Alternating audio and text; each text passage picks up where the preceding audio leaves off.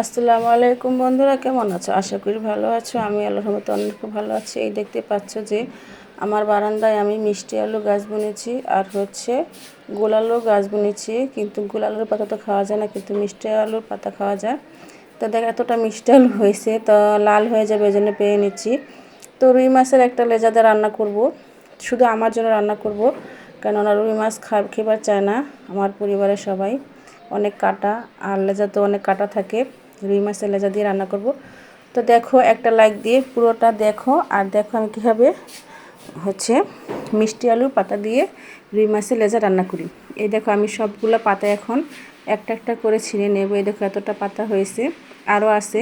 তো সবগুলোই পারবো, নাইলে দেখছো কয়েকটা পাতা কিন্তু লাল হয়ে গেছে। তো লাল হয়ে গেলে আমার কষ্টটা বেকার যাবে, কারণ আমি অনেক যত্ন করি এই শাকগুলোকে। আমার কাছে ভালো লাগে যে বারিন্দায় অনেকে অনেক কিছু বুনে। এই দেখছো কতগুলা পাতা, এখন আমি সবগুলা পাতা ছিঁড়ে নিতেছি।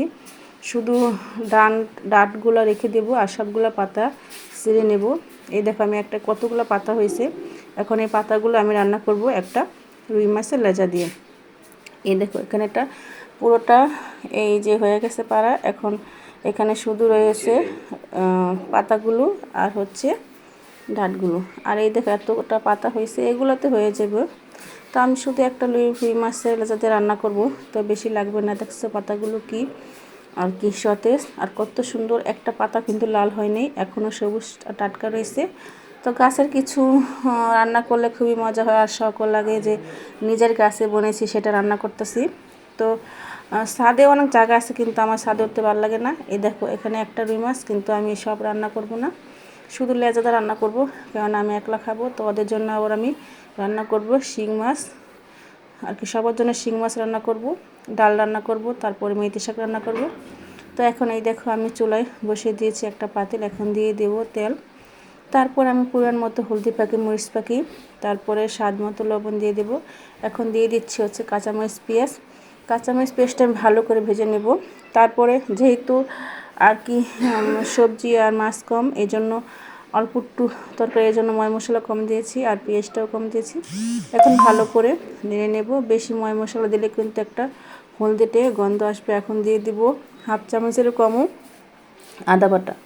আমি আগেই বলেছি যে অল্প রেসিপি, এজন্য অল্প উপকরণ দিয়েছি। আর ধুয়ে রাখার পরে পাতাগুলো আর একটু কমে গেছে, এখন দিয়ে দেবো। এটাকে আমি পুরো পোড়া পোড়া করবো, কেননা আর কি শাক পাতা একটু পোড়া পোড়া করলেই খেতে আর কি ভাল লাগে, আমার কাছে ভাল লাগে। তো কার কাছে কেমন লাগে অবশ্যই কমেন্টে জানাবে। আর একটা লাইক দিয়ে আবার বলছি বন্ধুরা, পুরোটা ভিডিও দেখে নেবে। তারপরে দেখো মশলা কষানো হয়ে গেছে, এখন দিয়ে দেবো আলু পাতা। দেখবো আলু পাতাটা দেওয়ার পরে আরও কমে যাবে, মনে হবে যে একবারে পাতিলের সাথে লেগে গেছে। এই যে এখন কষানো হয়ে গেছে, কতটুকু আমার দেখেই তো হাসি হইতেছে। তোমাদের কি হাসি পাবে কি না আমি জানি না, তোমরা কেউ হাসো না।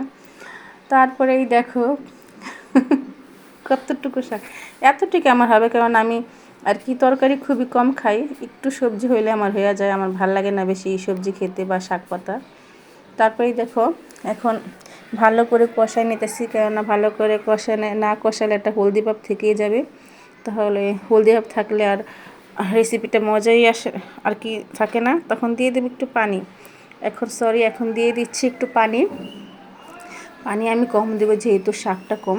তো দেখো একটু পানি দিচ্ছি। এখন পানিটা যদি জলটা ফুটে যায় তাহলে দিয়ে দেবো না, এখন দিয়ে দিলাম, কারণ মাছটা তো একটুখানি আর কি সিদ্ধ করা লাগবে, ভাজছিলাম। তো এই দেখো দিয়ে দিচ্ছি। লেচাটা কত বড় আর শাকগুলো কতটুকু। একটা কথা বন্ধুরা, আমি যখন কি রেসিপি রান্না করছি তখন শাকগুলো ছিল বেশি, তো আমি লবণ দিয়েছি, পরে না লবণ কটা হয়ে গেছিলো। তখন আমি একটা আলু দিয়েছি, যদি যেন কটা ভাবটা একটু কম লাগে। আমি বুঝতে পারি না যে এত আর কি লবণ কাটটা হয়ে যাবে। তো এই দেখো হয়ে গেছে, আমার প্রায় হয়ে গেছে। এখন দিয়ে দিব ধনেপাতা। ধনেপাতা দিলে একটু সুন্দর ঘ্রাণ আসবে। আমি ধনেপাতা ছিল, কিন্তু আমি কম দিয়েছি তরকারি কম বলে। তারপরে এই দেখো কি সুন্দর। এখন আমি পোড়া পোড়া করে নেব রুই মাছের লেজা দিয়ে আলু শাক, আর দিয়েছিলাম আর কি অর্ধেকটা আলু। তো এই দেখো আমি এখন চুলা এটাকে আর কি লো হিটে এটাকে পোড়া পোড়া করবো, না হলে পুড়ে যাবে। দেখো পানিগুলো প্রায় শুকিয়ে আসতেছে। তো কারা কারা মিষ্টি আলু আর কি শাক খাওয়া অবশ্যই আমার কমেন্টে জানাবে। আর ভিডিওটা কেমন হয়েছে অবশ্যই বলবে, কমেন্টে অবশ্যই বলবে। আর ভিডিওটা ভালো লাগলে অবশ্যই একটা লাইক, কমেন্ট, শেয়ার আর সাবস্ক্রাইব করে দিবে আর আমার পাশে থাকবে। আর এই দেখছো, এই যে হয়ে গেছে আমার হচ্ছে ফাইনালি হয়ে গেল আমার আলু পাতা দিয়ে রুই মাছের লেজার রেসিপি। দেখছো, আমার তো এখনই খাইতে ইচ্ছা করছে, কিন্তু এখন তো খাবো না, আমি খাবো দুপুরে। কারণ সকালে আমি রান্না করে ফেলি, সকালে নাস্তা খাওয়া হয়ে গেছে, এটা আমি দুপুরেই খাবো। তো দেখো, দুপুরে এটা আমি খাবো গরম গরম ভাত দিয়ে। তো কার কার খেতে ইচ্ছে করতেছে আবারও বলছি, একটু কমেন্টে জানাবে। দেখছো কত বড় লেজা, কত লেজা। আজকের ভিডিওটা একটু বড় হয়েছে। সব আপুরা বলে যে আপু তোমার ভিডিও অনেক ছোট হয়, এই জন্য সবার অনুরোধে ভিডিওটা একটু বড় করছি। তো সবাই দেখে নিও। তো এখন তো আর কি, এখন আমি নাস্তা ভাজতেছি। এই দেখো, এখন নাস্তা ভাজতেছি আমার মেয়ের জন্য, কারণ সকালে যেগুলো ভাজছি এগুলো খাওয়া হয়ে গেছে। গরম গরম চর্বি পরোটা ভেজে দেবো। এই দেখছো আমি সুন্দর করে লাল, আরও লাল লাল দেখাইছিল, ক্যামেরাটা একটু ঘোলা দেখাচ্ছে, কিন্তু অনেক সুন্দর হয়েছিল নাস্তা ভাজাটা। লাল লাল করে নাস্তা ভাজবো। আর আমি অফ ক্যামেরায় রান্না করে নিয়েছিলাম হচ্ছে শিং মাছের ঝোল, আলু দিয়ে, টমেটো দিয়ে, আর হচ্ছে মেথি শাক। কালকে তোমাদের ভাইয়া আবার 2 আটি মেথি শাক আনছে, কিন্তু মেথি শাক আমার সে ভালো লাগে না, তিতা লাগে। আমার কাছে ভালো লাগে ভর্তা শাক, পাঁচমিশালি শাক। তো রান্না করছি, দেখি খেয়ে কেমন হয়। আর এই যে শিং মাছের ঝোল রান্না করছি। তো আরেকটা নাস্তা, এখন আরেকটা নাস্তা ভাজবো। মেয়ের জন্য 2টা নাস্তা সুন্দর করে মসমস করে ভেজে দিয়ে মেয়ে খাবে, কিন্তু মেয়ে মেথি শাক খাবে না।